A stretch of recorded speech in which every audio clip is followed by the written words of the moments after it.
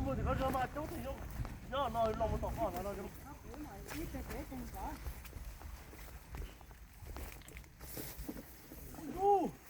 biết khỏi nó luôn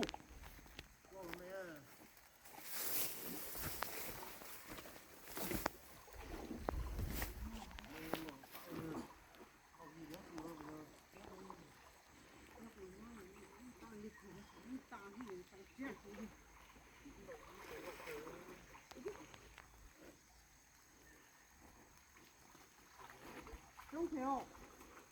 đúng kìa hả? Có cho đây thì có nó thôi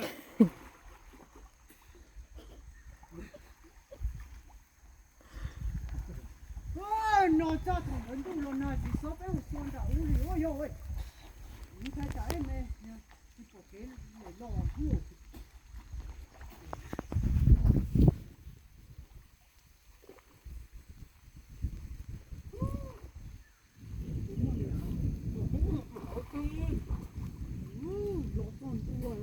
một chút thì phải hỏi cho nó xuống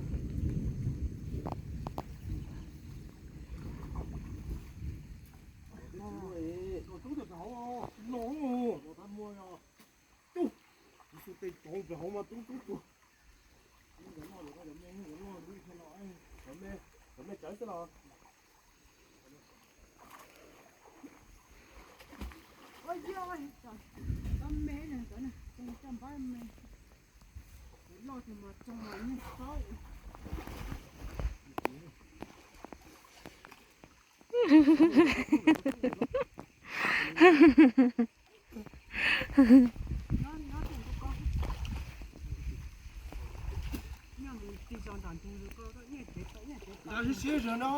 ô nè cắn té luôn tắn rồi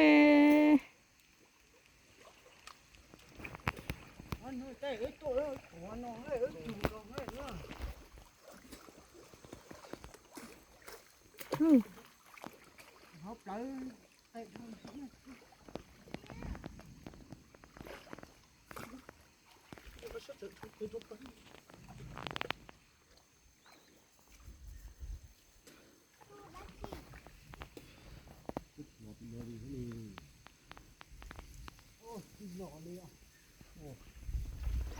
bà đền rolling rò xưa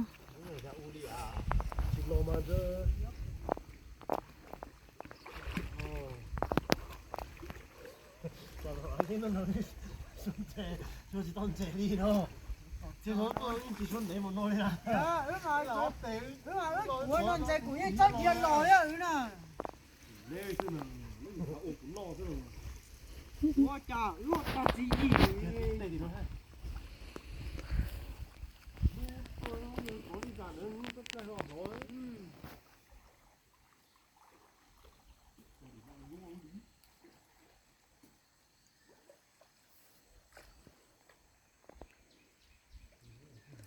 pha li pha xưa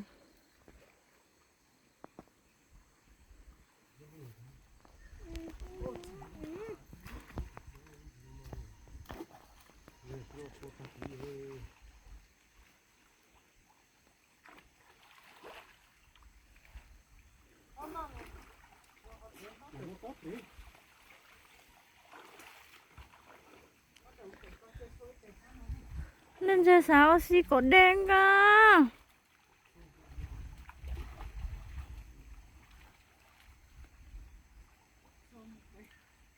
cái giống này có đen đó. Có đen này luôn đi con ơi.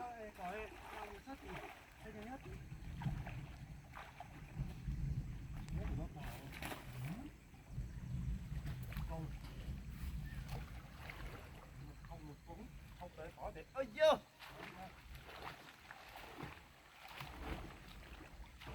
còn nó đi nè quên này á trong lò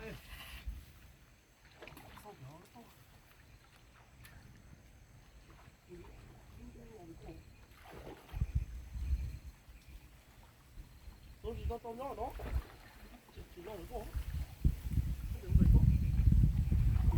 tao lo luôn với tụ lo lo rồi với tụ lo lo của thay nè vô vô kiểu Lá quý tụi nó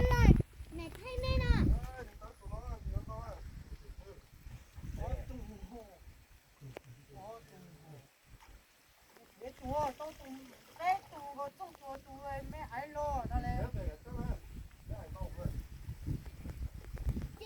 Ini itu mah. Hả? Ini itu mah. Liền nó tụi ca. Nó tụi nó ca. Đi. Được, thế thì tao cho mày con đấy. Ta không ăn cái đấy. Ta chỉ ăn được cái này thôi. Nhỏ xíu bàn tay này ấy. chị đâu Nhỏ xíu bàn tay này tay ấy. này lôi của tay của chia bỏ đi nè. Đó, tụi tao chống chị lúc khó rồi hỏi.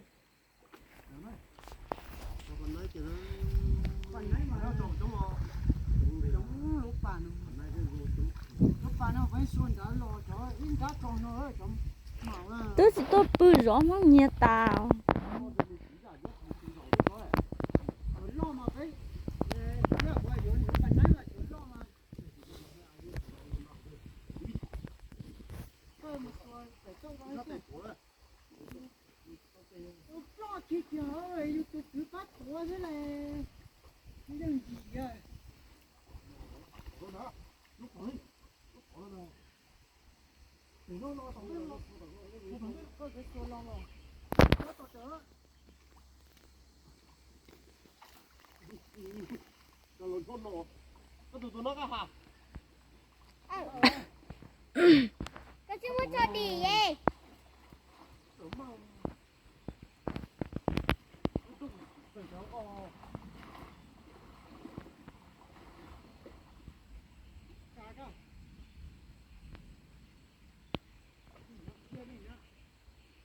Bây giờ cái xin mình bảo tiêu biểu này.